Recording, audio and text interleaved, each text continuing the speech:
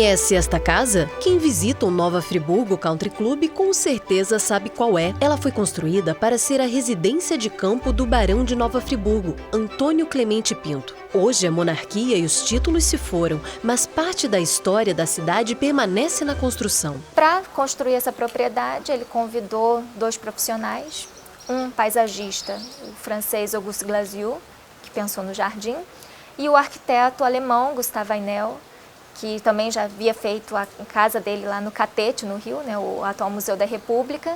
Então o Barão convida o Vainel para fazer essa casa aqui também em Nova Friburgo. E o interessante é que, ao convidar esses 2 profissionais, eles pensaram essa propriedade juntos. Então a casa e o jardim conversam muito bem.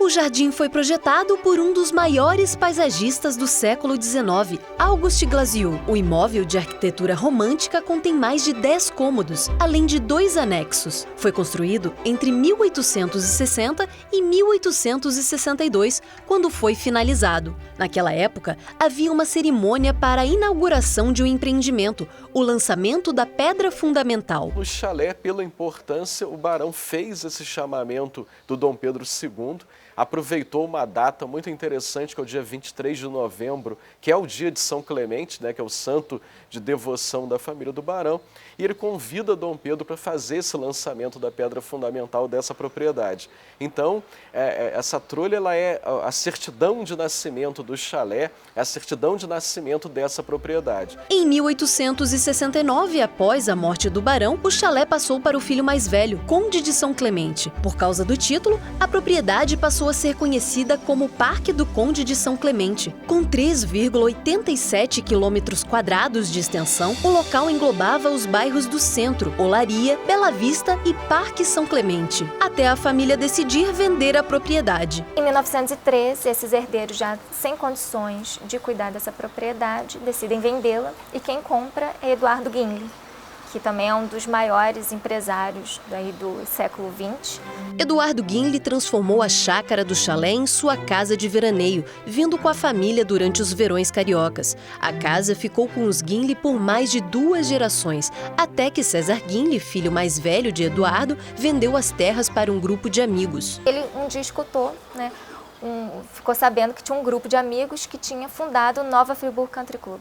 Foi fundado em 1957. Mas eles queriam uma sede para esse clube, porque o clube só existia no papel, né? Existiam as reuniões, mas só existia no papel.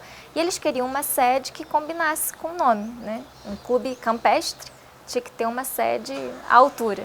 Uma das condições para a venda era o tombamento do imóvel, o que foi feito pelo Instituto Nacional do Patrimônio Histórico, o IPHAN, em 1957.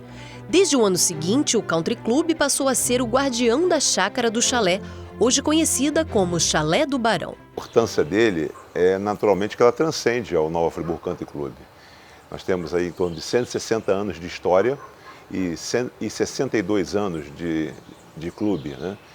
Talvez hoje esse espaço seja um dos espaços nacionalmente mais importantes. Hoje, mais visitado turisticamente da cidade, somos o ponto mais fotografado e mais acessado nas redes sociais. Há 10 anos, o Chalé do Barão estava aberto a visitas, mas as estruturas e o interior estavam comprometidos e precisavam de reparos. E agora, nos últimos 4, 5 anos, nós começamos mais intensivamente a fazer um trabalho, um planejamento de restauração. É muito difícil, muito complexo. A gente, quando pensa em restaurar, a gente às vezes também pensa imediatamente que é uma reforma. Não é uma reforma.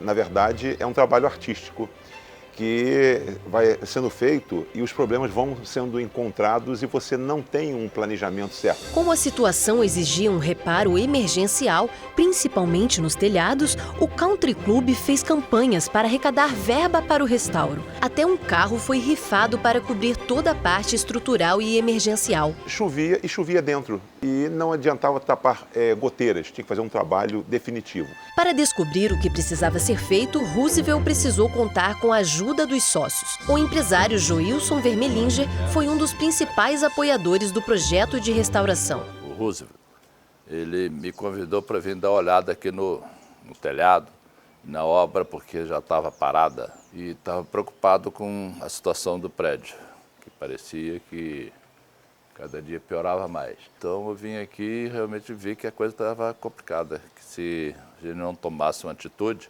poderia ter um problema sério. O Chalé do Barão é importante nacionalmente. Depois da reforma emergencial realizada na estrutura, o Salão Nobre é o foco principal para o restauro artístico. A importância do Salão Nobre, da sala de música do chalé, se encontra exatamente nessa decoração, que está intimamente ligada ao jardim do Country Club. É a única obra que a gente tem no Brasil que tem essa interação entre a arquitetura e o paisagismo, e o jardim.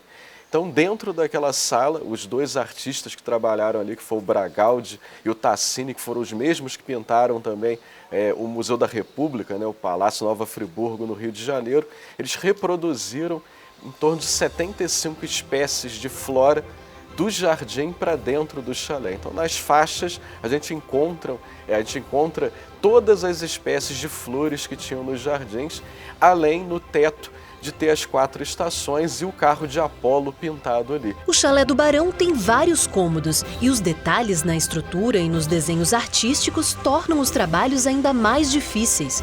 E os desafios ainda são muitos.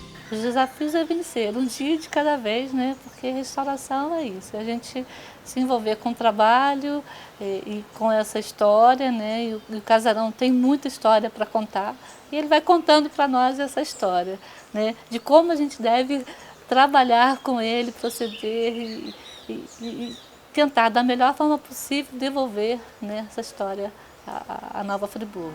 O sistema construtivo da casa foi restaurado com testes de massa, misturando cal e areia para chegar ao procedimento próximo do original. Rodapés e sancas também precisaram ser refeitas. O reparo vem sendo feito por profissionais que vieram de outras cidades e também com a ajuda de um funcionário do clube. Para mim está sendo muito importante, gratificante, porque sou funcionário do clube e está podendo ajudar em restaurar o casarão, que é uma história aqui da nossa cidade. A pintura parietal é aquela de relevância histórica no contexto nacional. Vinda de Ouro Preto, a restauradora Poliana Reis utiliza técnicas para restaurar a pintura na parede da sala de música. Voltar de novo as cores, a beleza da pintura do artista. Não somos artistas, nós vemos como restauradores, conservadores, mas trazer toda essa beleza para o patrimônio, devolver para a sociedade é muito importante. Antes de começar a restauração, as paredes tiveram que ser limpas, assim como as janelas. Os profissionais também tiveram que lidar com fungos e cupins. Nós encontramos fungos na casa, então a gente tem que fazer os exames laboratoriais, pedir ao biólogo para ver direitinho qual é o tipo de fungo que está ali, porque a gente não pode sair intervindo, sair removendo. A gente tem que ter consciência de que nós também somos um patrimônio a ser bem cuidado. Então tem que ir lá e fazer toda essa remoção cautelosa, como foi feito. Foram descobertas folhas de ouro nos estuques que decoram toda a sala de música. No passado, por ser uma casa de veraneio, o barão realizava muitas festas por ali e queria que todos se admirassem com as pinturas feitas por Mário Bragaldi. O faceamento do teto foi retirado para que a pintura pudesse ser refeita, mas muita coisa ainda precisa ser restaurada. Fazendo a limpeza dos estuques, para mais tarde também devolver o douramento, fazer a técnica de douramento que vai ser feita em breve.